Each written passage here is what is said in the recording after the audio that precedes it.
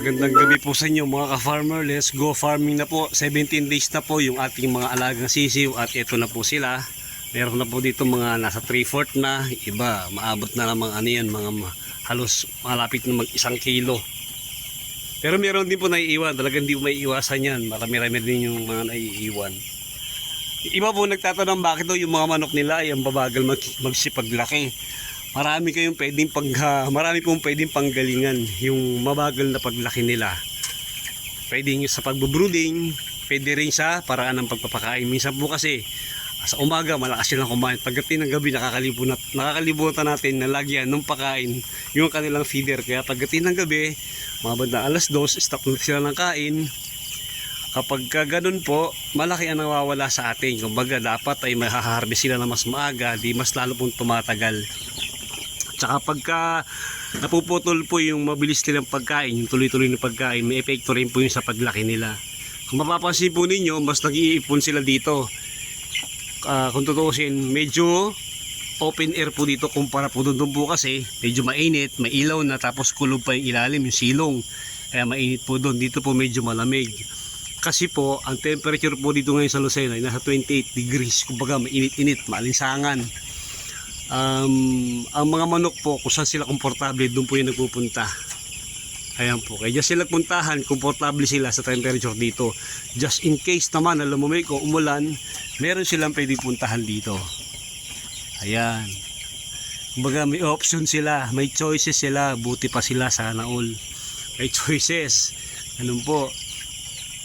Kaya yung mga ka-farmer natin, bago kayo matulog, bago kayo magpahinga, siguro din yung mga nakargado yung mga painuman at inyong mga pakainan para yung gabi na isang gabi ay hindi masasayang. Tuloy-tuloy silang makakapag-gain ng timbang, tuloy-tuloy yung kain nila at tuloy-tuloy po yung kanilang paglaki. Po talaga sa pag-aalaga ng 45 days, kailangan merong konting sipag. Minsan nga dapat maraming sipag para kumita tayo ng maganda-ganda. Kasi kapag na-harvest natin sila ng maaga, mas konti yung yung mortality. Tapos po, may mga pagkakataon mas konti yung pinakain natin sa kanilang feeds pero lumalaki sila ng maganda.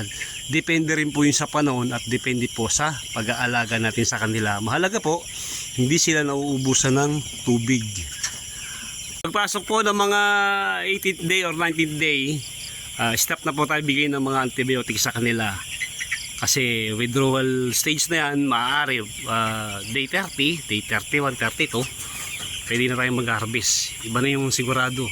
Pero kung sakasakali may tamaan sa kanila, may sipunin, ihiwalay nyo po. Yun lang ang inyong gamutin para yung flock ay hindi nyo bibigay ng treatment. Pwede nyo silang i-harvest kapag na-reach na nila yung timbang na pwede silang i-harvest. Ako po kasi nag-harvest ako 1.7.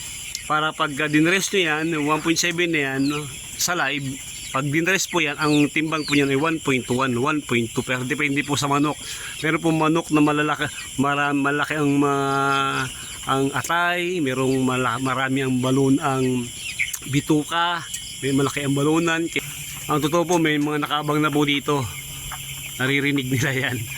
Yung mga nagsabi na po sa akin ang order nila, kaya minamadali ko na rin po yung pagpapalaki sa kanila para i-harvest na at tayo kumita naman ng medyo maganda-ganda. Maraming salamat po sa inyo mga ka-farmer.